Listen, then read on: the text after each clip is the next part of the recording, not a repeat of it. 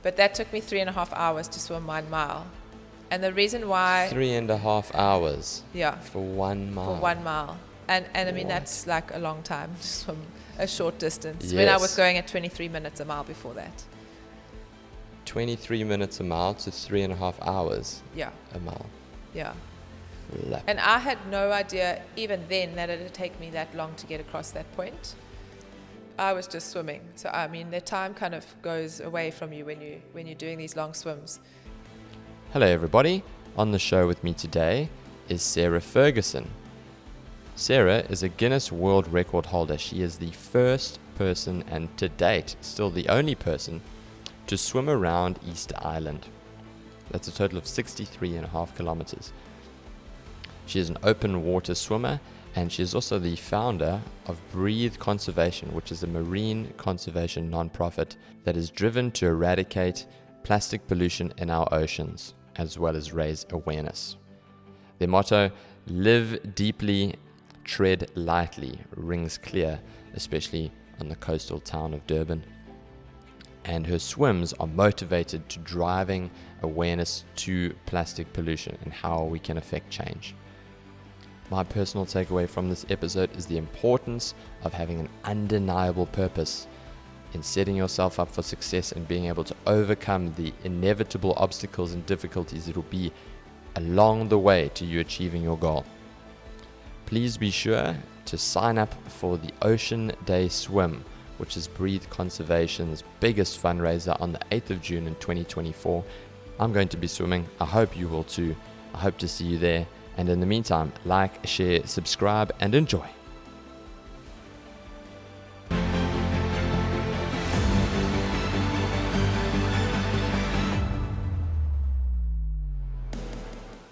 Sarah Ferguson, welcome to the Expect Performance podcast. Lovely to have you. Thank you. It's a pleasure being here.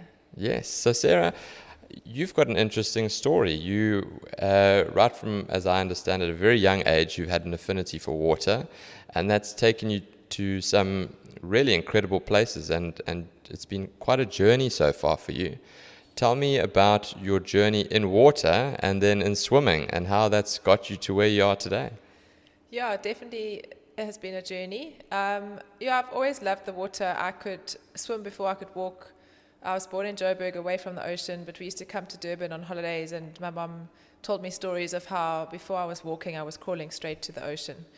When we moved to Cape Town when I was about 6, it was the middle of winter, so June in Cape Town is pretty cold, and we put in a swimming pool at our house, and I wanted to be the first one in the water. So in the middle of winter, I jumped in there with a little shower cap on my head and swam in the water. So I've always been attracted to water. I kind of did lessons and just enjoyed being in the water. I used to swim at my home pool. And in 95, when I was in grade 7 or standard 5, I won the Victrix Ladorum, and my parents realized I was quite talented.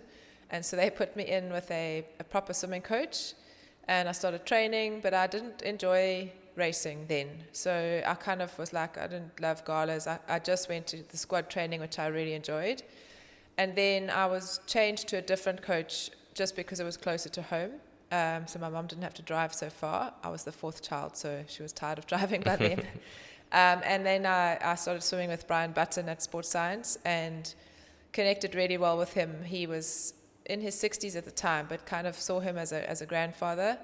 We've had a very close relationship since then. Unfortunately, he passed away a few years ago at the age of 87, but he was a huge role in my life as a swimmer, in my pool swimming as well as in my open water swimming. So I used to compete at school level, and my goal was to make Western Province, which I only did after I finished school. So I kind of made the team quite late in my life because I only started racing again in 97 when I was 15, which is quite late to kind of get into the racing world of swimming. And I just used to train hard and would race, but I was quite involved in other sports. I used to play netball and water polo and involved in school and extramurals and all sorts of things. So I had a very full life. Went to varsity, studied physiotherapy, and tried to juggle my swimming with that. So it is always hard when you're juggling a few things to make it at the top level. So eventually, my first year varsity, I qualified for Western Province and swam at nationals, and then every year since then represented Western Province or Natal, with a goal to, like every athlete, to go to the Olympics one day. Moved to Durban when I did my community service for physio and started swimming with the squad here with a really strong group of swimmers. There was Charlene Woodstock, who's now a princess. Yes.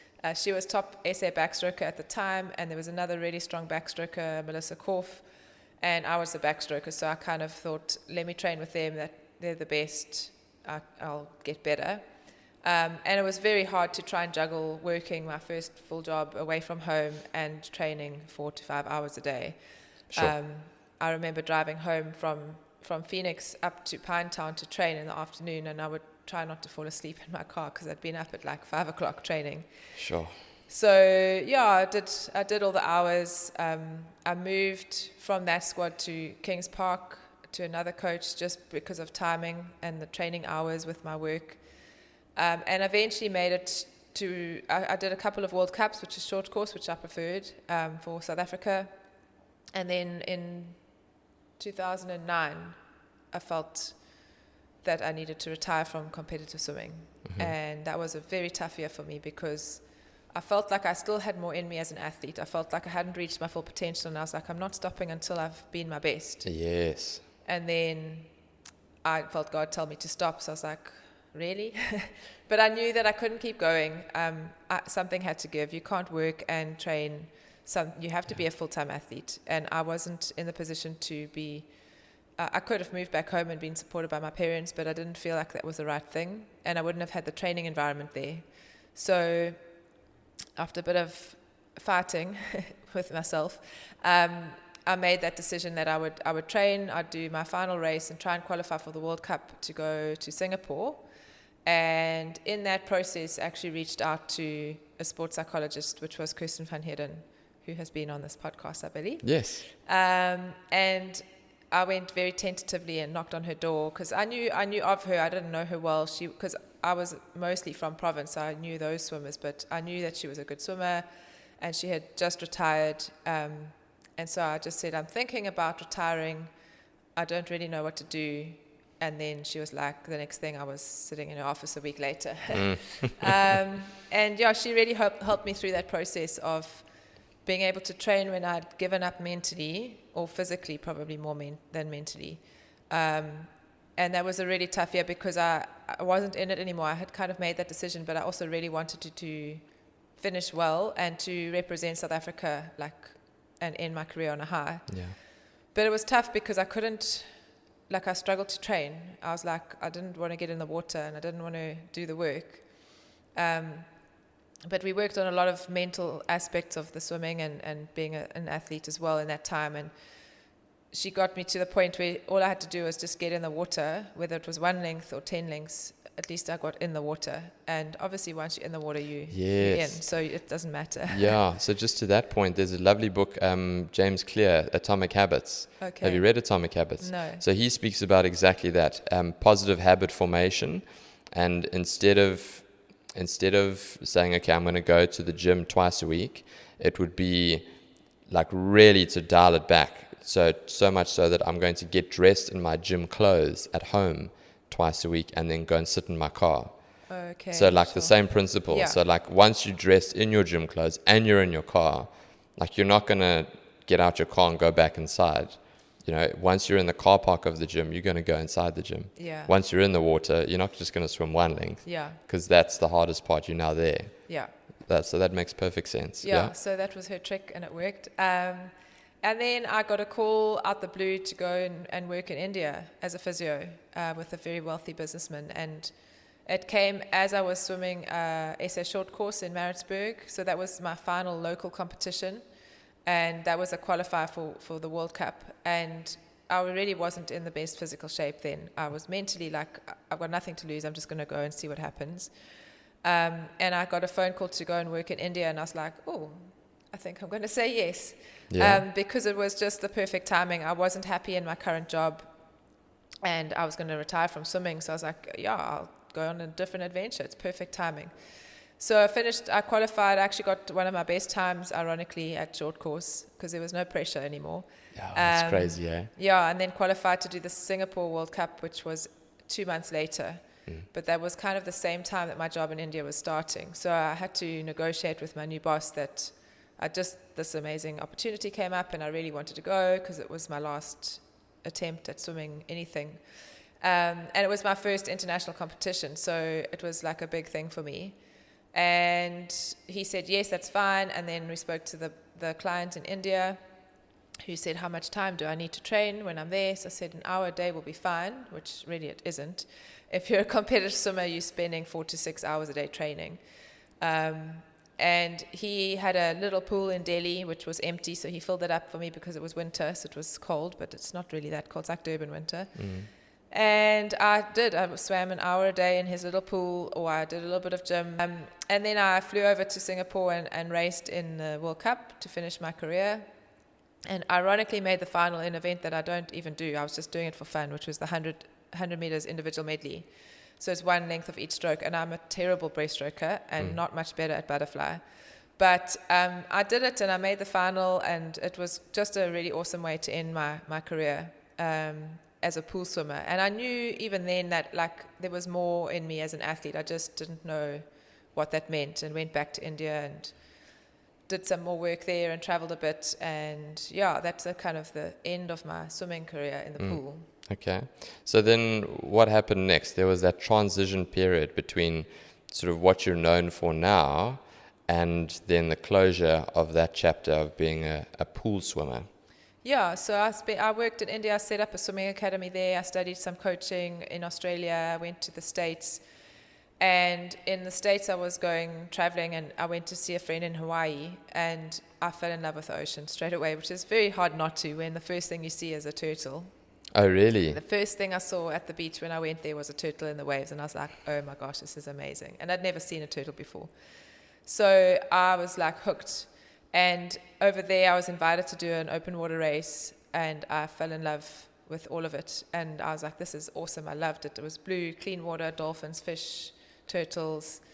And I was reading Lewis Pugh's book at the time, who's the United Nations patron of the oceans. He swims for climate change in a Speedo in Antarctica. And so I found him very inspiring. And while I was in Hawaii, I saw an island far away, and I was like, oh, I wonder if anyone's ever swum there. Maybe I can do it one day.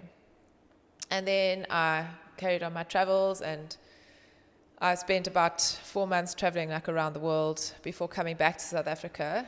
And then I was at a crossroads. I could do anything, go anywhere, go back to Cape Town or stay in Durban or go overseas.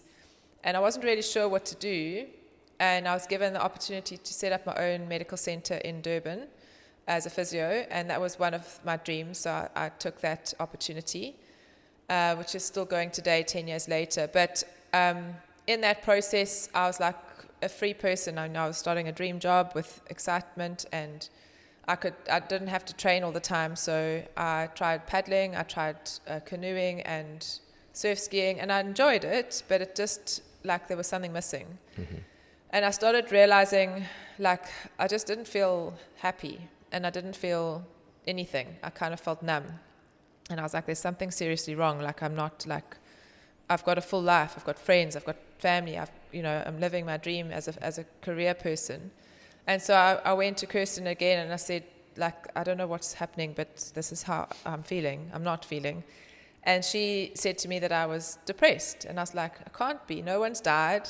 No tragedy has happened. But that's one of the most... And it's 2 years later since I stopped swimming. But that's one of the most frustrating things about depression, and things that in the moment don't make sense, is because that's quite common, is you think to yourself, I've got nothing to be depressed about. I'm fit, I'm healthy, I've got a nice job, I've got a nice life, I can do what I want. But that's not necessarily a guarantee that you're not going to be depressed. Yeah. I've been through a similar phase in my life. And by all accounts, that was what bothered me about it as well. So I was like, there's absolutely no reason why I should be depressed. Yeah. So why? So it was very hard for me to accept and work through realizing that even 2 years later, after I'd had this amazing experience overseas and traveling, I hadn't actually dealt with retiring from swimming. And so we had to like re-identify who I was outside of my sport. And even though I kind of thought I had a bigger identity, clearly that swimming had a big hold on me. But yeah, it was difficult, and it was difficult to accept it and to tell friends and family that this is where I was at. And I tried, we did all the right things in terms of putting routine in place. And because, you know, you're going from swimming where there's serious routine to having all this freedom. And starting your own practice, there's also a lot of freedom. So I had to be quite strict with a timetable because that helped me cope with things. Went on natural medicine, and none of that really helped. Eventually, I was like, okay, I need proper help. And I went to a sports doctor who also told me very clearly, like, it's like anything. Like, if you're diabetic, and I tell you you're diabetic, you take this medicine to get better. You have a brain, like, neurotransmission issue with your hormones in your brain and all of that stuff. If I give you this medicine, you will feel better. You know, you can do all the right things, but there's a chemical issue going on in your brain, which is why you're feeling what you're feeling. You've got to restore things back to how they were, like the normal levels. Yeah, so I'll give you this, and you only need to take it for 6 months, and then we can reassess. So I succumbed, and I literally felt amazing on it. It was like back to me. So I did take it for 6 months, and then I haven't had to take it again. But for me, it's nice to know that if I ever go through that stage again, I've got that backup. Yeah. And it really was just, I had to get to that lift to be able to cope and deal with things before I could, you know, carry on and be myself again. Yeah. So, yeah, that was a really tough time for me. And in that time, I told Kirsten how in Hawaii I'd seen this island and that I felt like there was more in me as a swimmer. Like paddling didn't do the same for me. I want to be in the water.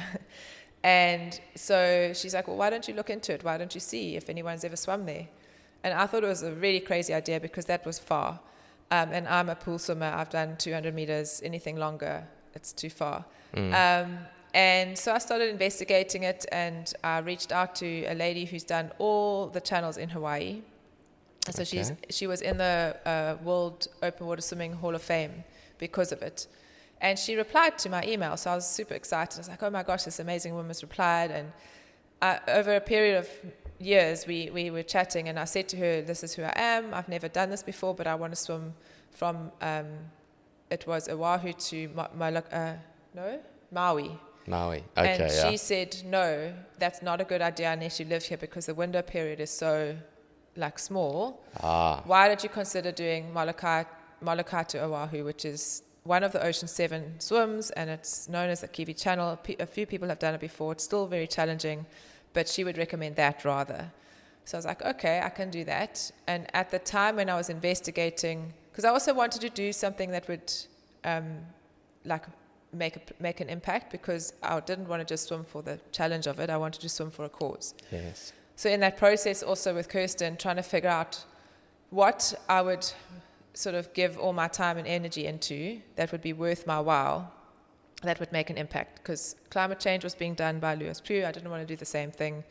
So looking into my passions and interests and whittling it down and discovering that the three major things facing our planet were climate change, overfishing, and plastic pollution. Climate change was being done. Overfishing is talked about a lot, but at the time, plastic pollution wasn't topical. So I was like, and there were no specific organizations tackling it. So I was like, okay, I'll do this one. And I've always hated litter. I used to win recycling competitions at school. Oh.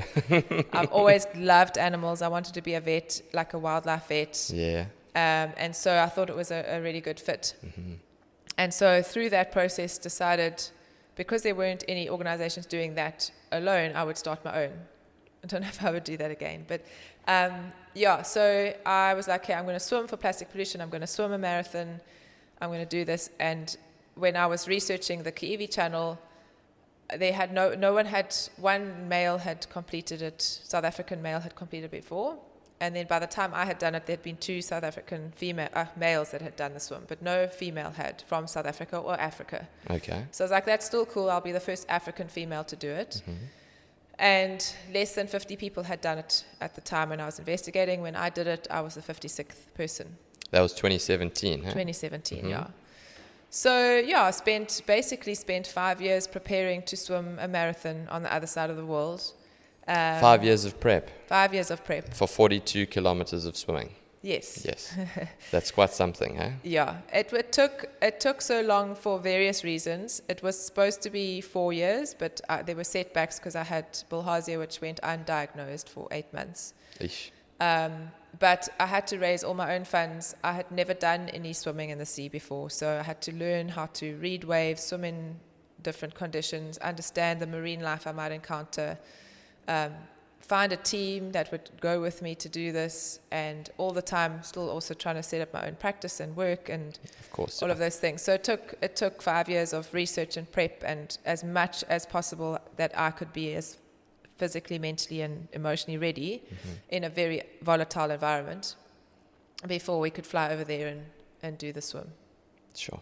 And then I was listening to an interview, was that where you encountered there was a section of a mile in that swim, and it took you 3.5 hours. It took you 3.5 hours to get through that mile. Yes. Can you take me through that? Because I think we're going to unravel this a little bit, but open water swimming is completely different like to any other swimming, and then swimming in the ocean is completely different to swimming in fresh water. Yes. So can you put that mile into perspective and how that actually works?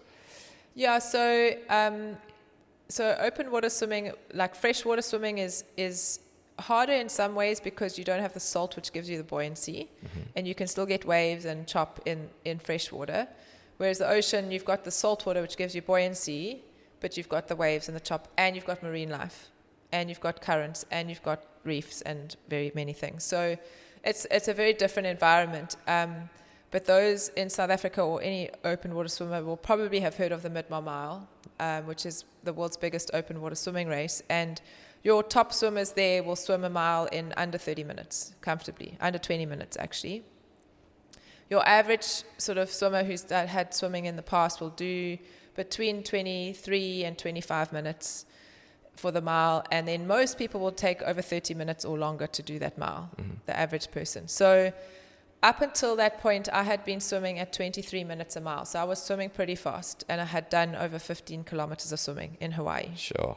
So you were moving, So I was moving. I was moving. And we hit this spot. And just before we approached it, my kayaker said to me, we're about to approach a little bit of a rip. You just got to put your head down and swim through it. So I was like, that's fine. I know what a rip is. I've dealt with them in Durban. We have strong rips here. I can do it. And I just carried on swimming.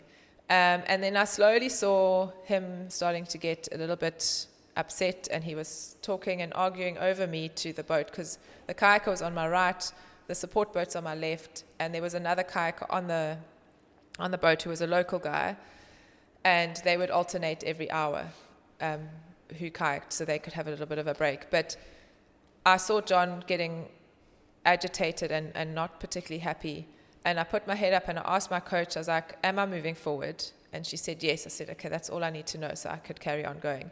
And then John tried to stop me, and he's like, how much do you have left? Because like we're not moving. And I'm like, whatever it takes. And I just put my head down and carried on swimming. And eventually he was pulled out, and a local guy got put in, because he was, as a surfer, you never go against a rip. You're supposed to go with the rip. So he was trying to advocate that I'm not trying to fight this rip and rather let it take me. But the captain of the boat, who's a local and who's done that channel many times, was trying to say to him that if we do that, it was going to just pull me back out to sea, and then I'd never make it.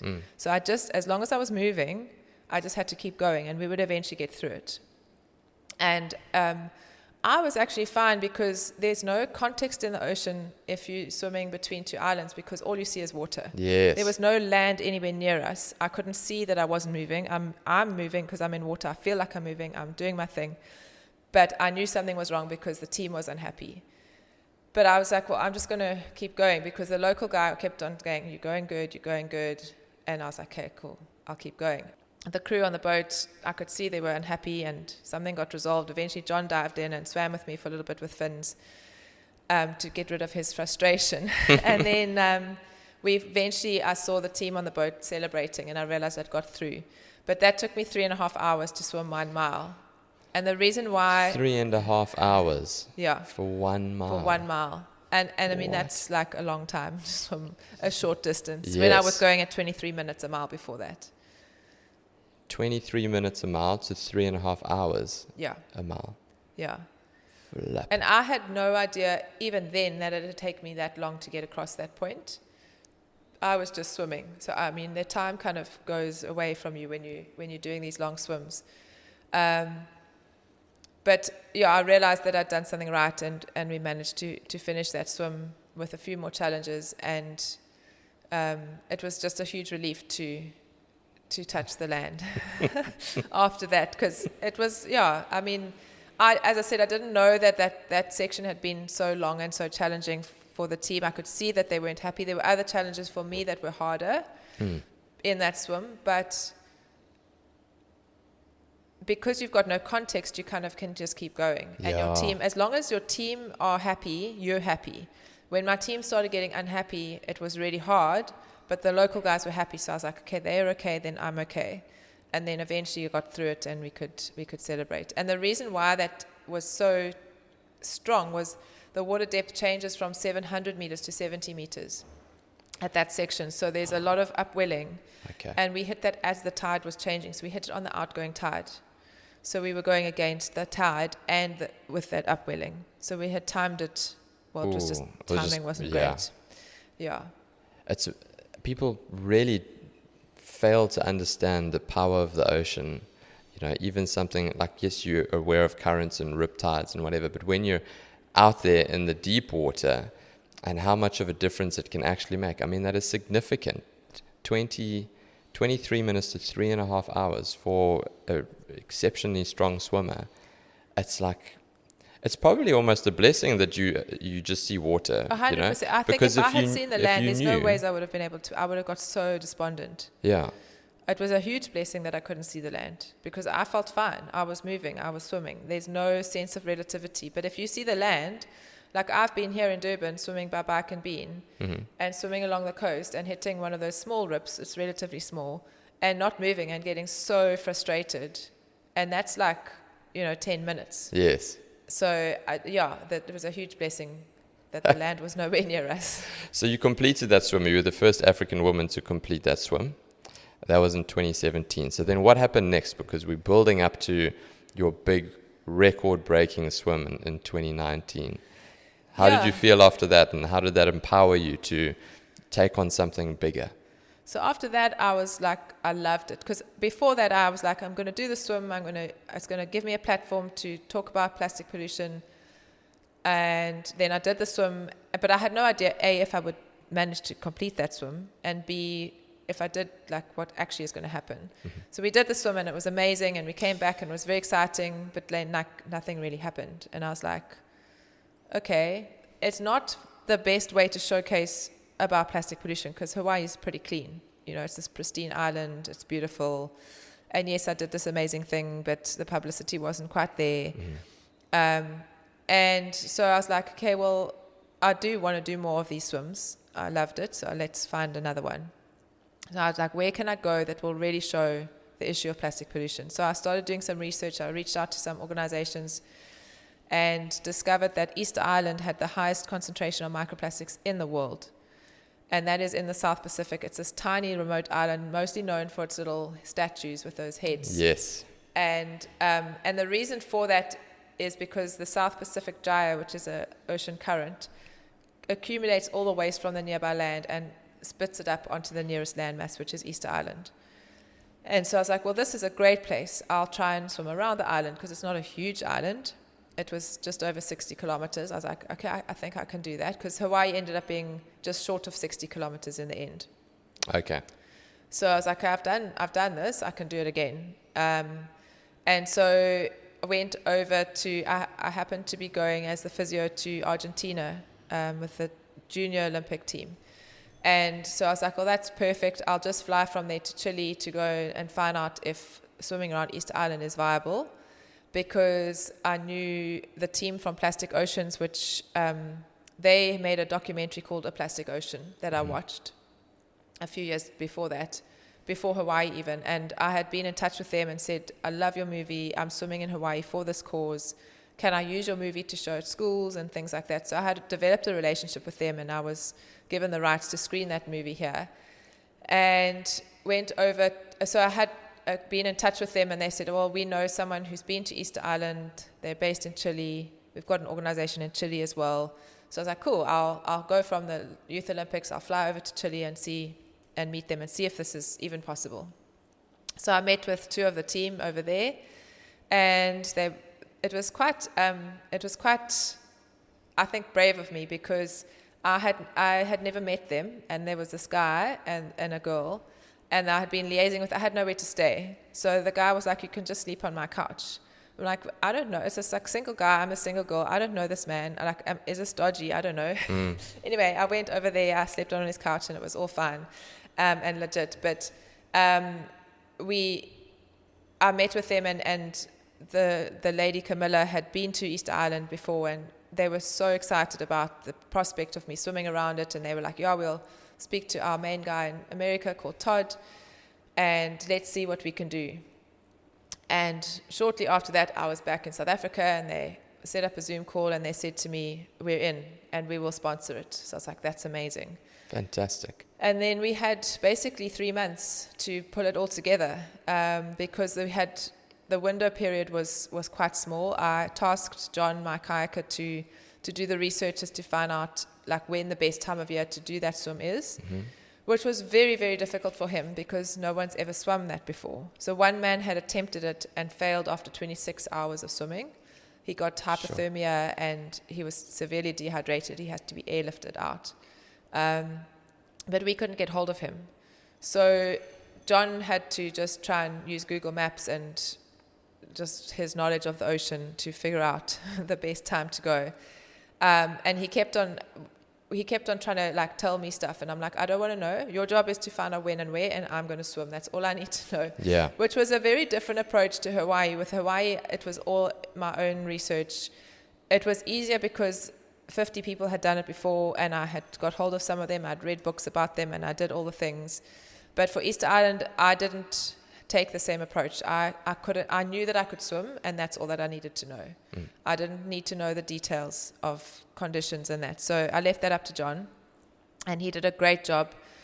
So we picked the window. We had 3 months and we had the funding, which made it a lot easier. So we flew over there. It was the same team, myself, John, and Sarah, and then I took a doctor from here with me as well, just to have on board, because it was a different challenge. And yeah, we managed to meet up with a team over there. There were a couple of other sponsors, but they were representatives from 8 different countries who worked together to help make that swim possible. Sure. Which was amazing. So then take me to that time. Okay, so it ended up being 63 kilometers around Easter Island. What's different about swimming in the ocean is obviously you've got windows, weather windows. So you've got to sit around, you've got to wait, you twiddling your fingers, twiddling your thumbs, trying to figure out, okay, here we might have a gap here this day, that day. Yeah. It's not just like, which mentally must be quite challenging, because if you know you've got an event in the pool on Wednesday at 5 o'clock, yeah, you know, you can go through your routine, you can go through your process, you can make sure that everything is organized, you've ticked all the boxes, but you have to almost know, okay, wake up that morning knowing you may swim, you may not swim. Yeah. Okay, we got a window, Sarah, we're in, and you've got to get into that zone like immediately. Yeah. Yeah, so even just going back to Hawaii, we had spent 72 hours traveling to the island. We arrived on the Friday midday, and the weather window was for that Sunday. So we had no time to like acclimatize or get used to anything. I had a 3-week window period in Hawaii, thinking that maybe if I was lucky, I'd have a week to acclimatize, and then we'd do it in the second week, and then a week. I mean, that would be ideal, but we know that doesn't work. And I arrived on the Friday afternoon. We spent the whole of Saturday running around getting all the stuff we needed for food, because you're eating every half an hour. So you've got to plan for 20 plus hours of food just for your snacks, never mind the crew snacks. And then we still had to book flights, because you fly to the start. So it was crazy. So we were all jet lagged, even doing that swim. But we had to take the window, because you might not get another. And as it was, there wasn't another window in the time that we were there. So we took the first window. We were lucky. We did it, and we managed. So for Easter Island, we had less time. I think we were there for under 2 weeks to try and find the right window period. And I think the first possible window was like 2 or 3 days after we arrived. And everyone was getting ready, and we're trying to find beetroot to make my special soup and stuff on the island. I had people running around, and then the window closed. So we were like ready to go the next day, and then the window closed. And then we were like, okay, now we wait. And I think it was on day 4 or 5 after we arrived that we got the right window, and luckily we could go. But there is a very big possibility that you can plan an event like this and go all the way there for 2 weeks and not have a window. Yeah. And the day before the first window, my crew went out to do a recce on the boat and recce the island. And I didn't go with them, which was a good thing because it was hectic that day. And John and Sarah had gone, and they're part of my team. And John had looked at Sarah and said, what are we going to tell Sarah and me? Because it's wild out here. She's like, you're not going to tell her anything. She knows me very well. So ignorance is bliss. Yeah, so they didn't tell me anything, which was good. Because I as I said, I didn't actually want to know. All I knew I needed to swim. John was telling me when to swim, and Sarah's job was to feed me. And then the rest of the team do their things. I was very clear on whose role was what, and I didn't actually want to know any details. And that helped me to do something that hadn't been done before, because I'm not... knowing too much in that kind of circumstance is not always helpful. Okay. For me. Yes. So then what did you do in those 4 to 5 days? Do you train at all while you wait? You do. You've got to keep your body ready. So we did I think I did a 5K swim or 3K swim on one of the days, and I can't even remember. We did, but I did stay wet. I did a bit of training. Right. You got to keep moving. You just got to try and keep yourself distracted but ready. Which is hard. I like that. Distracted but ready. Yeah. Okay, so D-Day. You get the window and you're off. So how was that whole process? Because I watched the documentary on it, and I noticed there were these different points. Getting around the first point, getting around the second, getting around the third, and then just the different conditions that you had to swim in throughout that 63-kilometer journey. Yeah, so the start was this calm little harbour with turtles in it. It was 8 o'clock in the morning as the sun came up, and we dived in and started swimming. And then in Hawaii, I'd got seasick early on, and so had learnt how amazing Valoid suppositories are. Okay.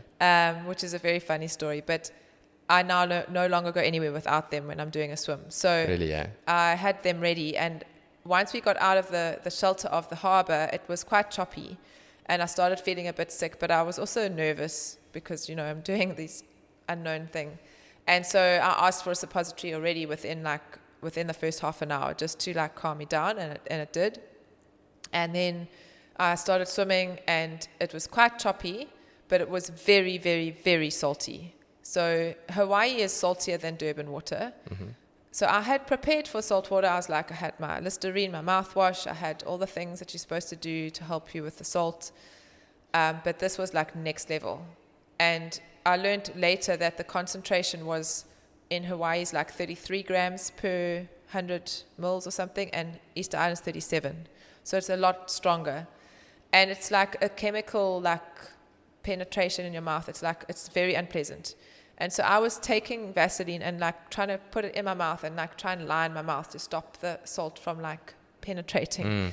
And it was so distracting and so frustrating and so unpleasant for me that I just wanted to get out that water. So I swam really fast, faster than I would normally, because I was actually just wanted to get out. I did not enjoy that swim. It was really hard. Compared to Hawaii, which had its challenges, I loved Hawaii. But Easter Island, that swim was just tough. And it was because of the saline content. And there was nothing to see. I saw nothing. There was no fish. There was no really, yeah? Blue bottles. There was no anything. I'm just let something sting me. Anything to distract me from this salt taste. And it was hotter than we had planned for. So I actually ended up I'd put on weight for that swim because I thought it would be colder. And then it was actually much warmer, and so I had to take my swimming cap off at one point. So I just wasn't particularly happy in that swim. And again, comparing it to Hawaii, Hawaii, the water is like you're nowhere near land, so it's like dark. When you put your hand in the water, it's like you get these fireworks. Because in Hawaii we started at night, and the night swimming is actually like one of my favorite. It's like super peaceful and calm in a different kind of way, and it's just, I loved it. And I loved like the private firework display I'd get every time I put my hand in the water. Yeah. Where in Easter Island we started in the daytime and then we went into the night, but it wasn't dark enough for me. I was like, I just wasn't in a good space in my head either. So I was just like, I want to see the fireworks, and I'm not seeing it enough because there are lights on the on the island. But it was very hard, and we got through the first corner. The island is a triangle shape, so we had kind of broken it up into just getting around each corner. And we got around the first corner, which is one of the wilder corners, quite well, and that was exciting. And we played my favorite song, and we cheered and everything. And then we had this like really long stretch. And that was probably one of the toughest stretches because it was very long. It was about 20 k's long, and maybe longer. And that was just like relentless and long and boring, and there was nothing to see. Mm-hmm. And I wanted something to distract me. I was like, can my shoulder hurt, or can something sting me, or can I see a fish or a shark or anything? But like nothing. It was like nothing. Because that's the one thing that people would be scared of mostly, is the marine life. People would be like, you're swimming in the open water. What about sharks? Oh, no, it's exciting if you see anything. It's like a privilege. Mm. So it was just long, and my coach would jump in the water every now and then and swim with me, which really helped a lot. And then eventually we got through that section and got around the next corner. And the next corner was awesome because it was really wild. And for some reason, I love it when it's rough.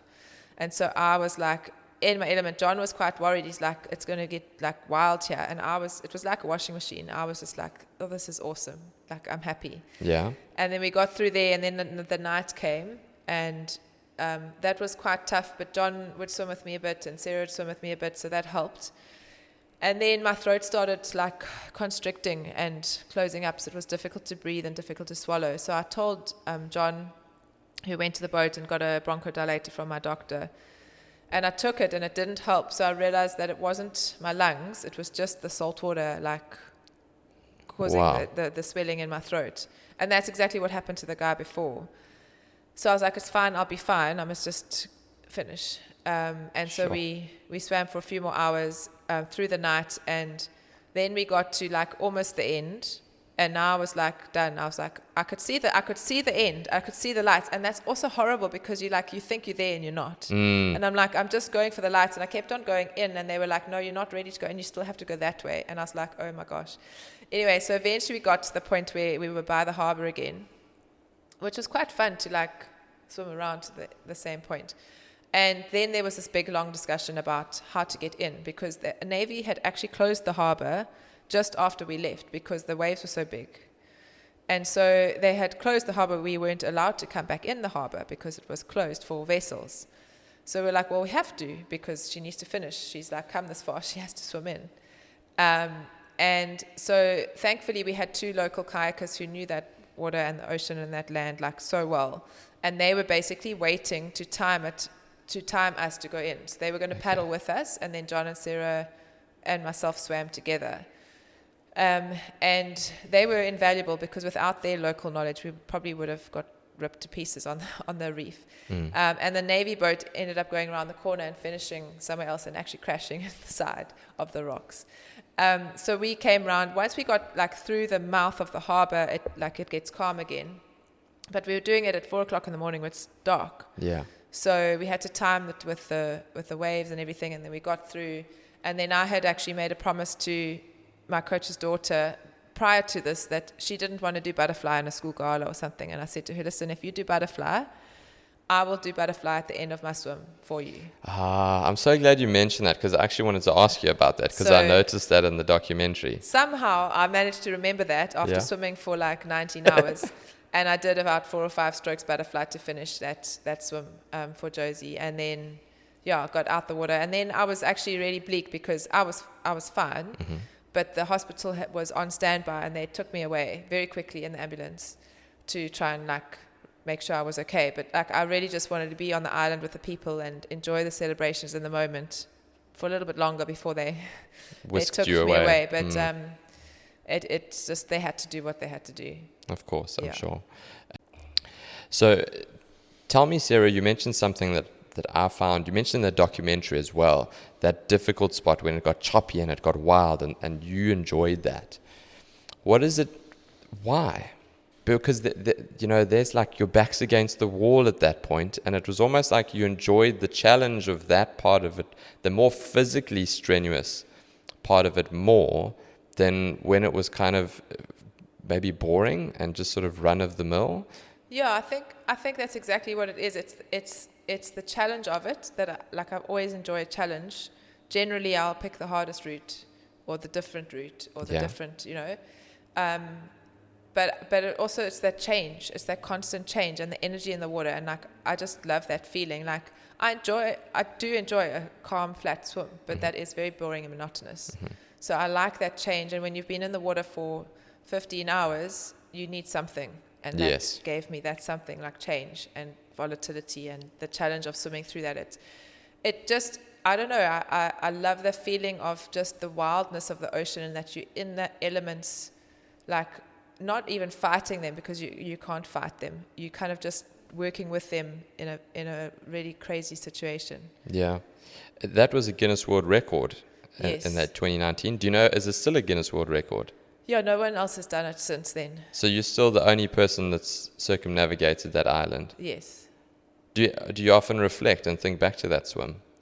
I do talk about it a fair amount. In fact, I'm reflecting a lot now because Mark, one of the guys from Chile, is there at the moment sending me pictures of all the team that he's met on the island again. He's there for some plastics treaty. And I'm super jealous. I'm like, oh, you're with all the people and you're on our island, and he showed me the harbour. So yeah, I do reflect on it. Doing those types of swims and taking on something that nobody's ever done before in that instance requires significant amount of courage. And I had one of Mandela's commissioned photographers on the podcast last episode, Matthew Willman. And one of my favorite quotes from Madiba, I won't get it exactly right, it's not verbatim, but he realized that courage is not the absence of fear, but the triumph over it. And it seems to me that you seem to have mastered that relationship with fear and courage and how you channel and frame things to get it done. Speak to me a little bit about courage and how your relationship with courage has allowed you to achieve these amazing feats. Yeah, I don't think anyone can ever really necessarily master it. I think it's you're working at it constantly. It's a choice that you make, and I think for me it's really because I'm so goal driven. Once I've decided that I'm going to do something, very little will stop me. So that helps me when the odds are against me, because I've made that decision and I've done the work and I've done the prep. So now I'm going to do it. So then I don't think too much about all the externals or the things that can go wrong, because that's part of the process. And I think for me, a lot of it comes from being inspired by other people. So being inspired by other ocean advocates or ocean swimmers that have done crazy things ahead of me have been huge in my journey of what I do now. Seeing that if they can do it, then I can do it. Yes. And also just pushing my own boundaries and my own sort of beliefs in what I can do and what's possible, but for a cause. And I think that's my biggest drive is it's not necessarily about doing what's not done before, though that is a big thing for me, because I believe that by doing what hasn't been done before is going to give me more traction in trying to spread why I'm doing it. And that's the why that drives the how. Yes. And that gives me the courage to do what I do. Okay. I love how you've put that. That's very succinct. Nicely done. Thank you. So tell me about your why. You've got a non-profit, a marine conservation non-profit. Tell me about that.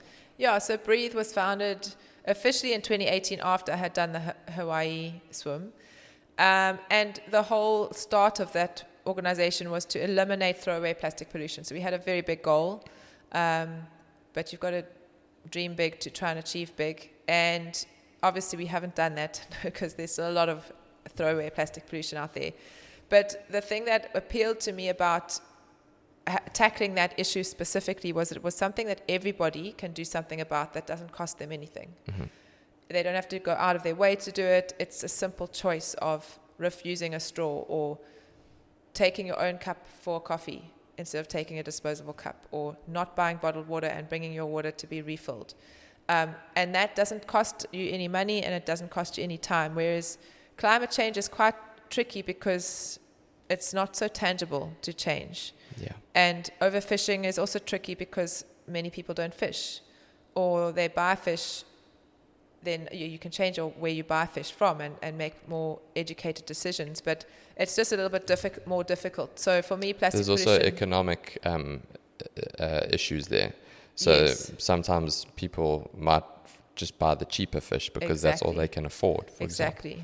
So that was really appealing for me because I felt like I could reach everybody with that message, because it's just about making one change. And for me, that started with realizing that straws were completely unnecessary. We don't need them, so don't have one. Or if you really want one, you can have a reusable one. So that started my journey to the point where now I'm quite extreme, and that I won't take a coffee unless I have my own cup or they have a sit-down cup. Yeah. Unless someone has bought me one, and then I'll gently educate them on, next time, please do this. And for the listener, before you came on, I offered you a coffee. I said, would you like a takeaway coffee? And you said no. I did. And you've got your bottle of water here and your reusable bottle, so I can attest to what you're saying. I did say no, and the whole process of thinking at the time was also, I'm not sure what type of coffee he's getting and if he's buying bottled water, so I'll just bring my own. Yeah. So yes, there was a whole process in that. Kudos to you. As I say, I've gone to the other side now, but it started with that journey. I mean, I used to not think twice, but now I do, because it's how I live. It's what I live for. It's what I swim for. It's what I risk my life for. It's what I give my life for. So it's a very important part of what I do. And the organization has shifted to, because now it's very topical. Everyone knows all about the dangers and how to change, and it's a bit overdone now. People are tired of it.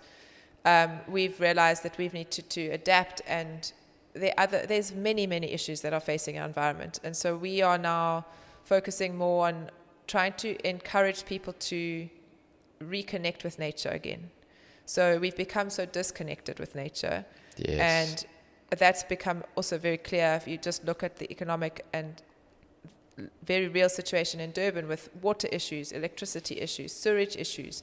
It's waste issues, it starts, hopefully people are thinking, flip, I didn't realize how much waste I throw away every week. Like, what can I do differently? Can I compost? Can I recycle? So that I'm not left with all this waste that's not getting taken away by the government. Yes. And the mess that gets left at the mouth at Blue Lagoon. Yeah. It's like unbelievable. Yeah. And it looks horrendous. It does. Like, Blue Lagoon is actually very, very nice when it's beautiful. When it's winter time, and it's just gently flowing out into the ocean, and it's clean. It's a wonderful lagoon. Yeah, it is.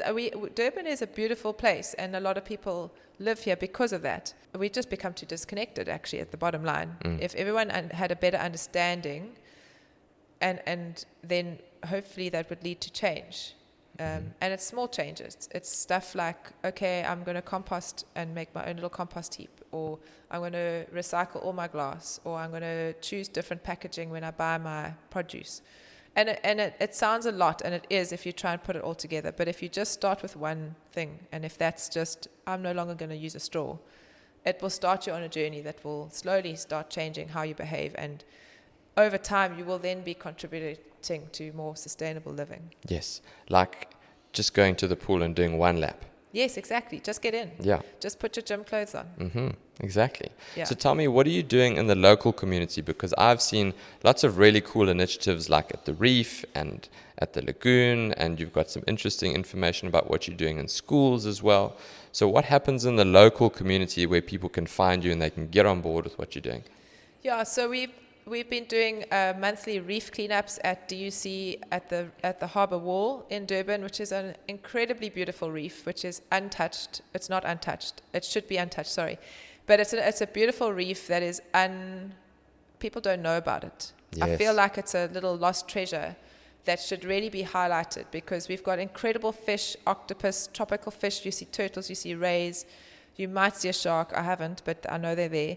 There's a resident turtle that cruises around there that they've tagged, that got bitten by a shark or something like that. Yes, that's right. Yes, and he cruises around there, or she. Yeah, so you see tropical fish, all sorts of things. And once a month we go and we clean that up, we pick up whatever plastic we can find, and we do a little talk every month on a litter and a critter. So we'll do a talk about cuttlefish and bread tags, for example. Oh, cool. And then it's quite fun because you might actually find bread tags in the water. So last month we had nappies, disposable nappies, and someone actually picked one out of the water, which is terrible, but it's what we see. Yes.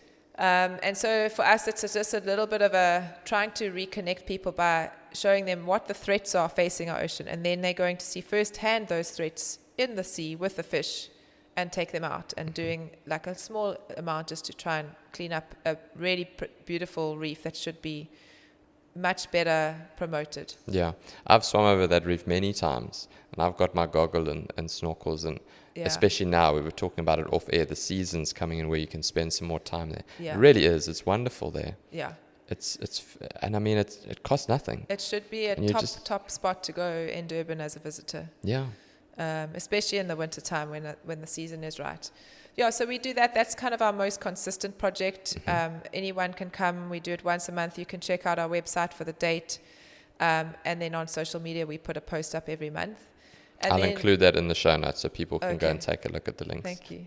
And then we've got, we launched a program this year with one of our new marine guides. So last year we trained up a marine guide to become a qualified marine guide, and he's now teaching marine ecology at Umhlanga Primary School to the grade 6s. So he's got over 100 grade 6s that we've put together a little booklet on marine ecology specifically for the north coast of KZN. So it's very specific to our fauna and flora, and he's basically going in there once a week and teaching them about marine ecology and conservation and that.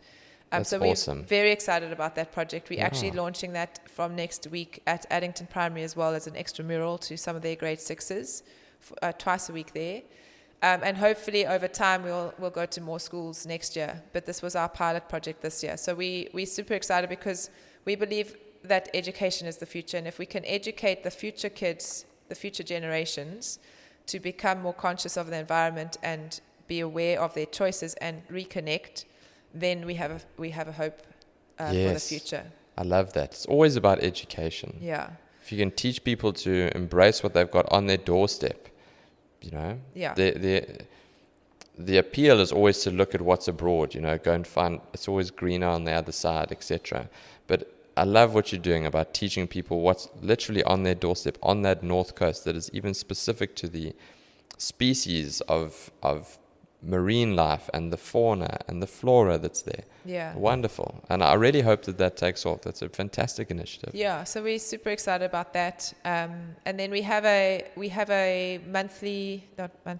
annual event called Trees and Seas, which is a festival which is linked with a whole bunch of communities around the world doing work around conservation, which is called the Blue Communities, and it's run by Plastic Oceans International. So over the last 2 years, we've done events in and around Durban at the mangroves or at Burman Bush, where we've had free events for the public, having people talk about bats and snakes and night walks and frog walks. So we're going to be doing that again this year, but we're probably going to take that more to the schools this year rather than have an event for the public, although we will have 1 or 2 public events as well. And then our main fundraiser every year is for World Oceans Day on the 8th of June. I'm going to be there. I'm going to be swimming. Tell me about that. That's fabulous. So we have a swim event for the public, 4 different distances, and the whole concept is to try and cater for everyone from beginners to your competitive swimmer to those that want to challenge themselves a little bit. So we've got an 800 meter, a 1.6, a 3.2 kilometer, and a 5 kilometer swim.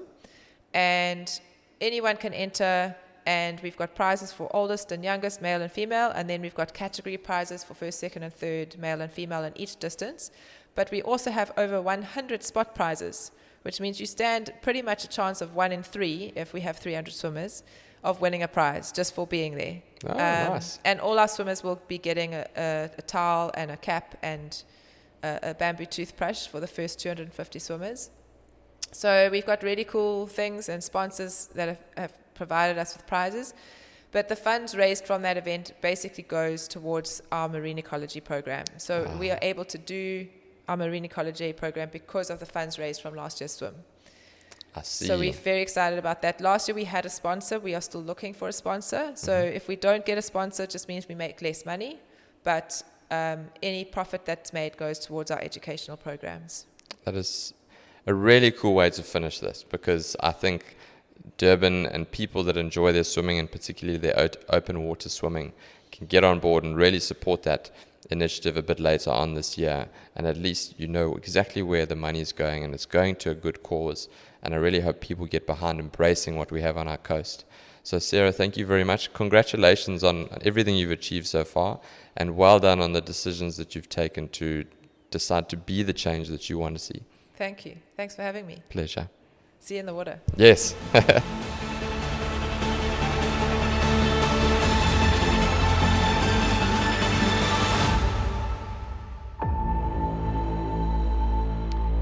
Not so fast. It's a new year, which means it's a new outro.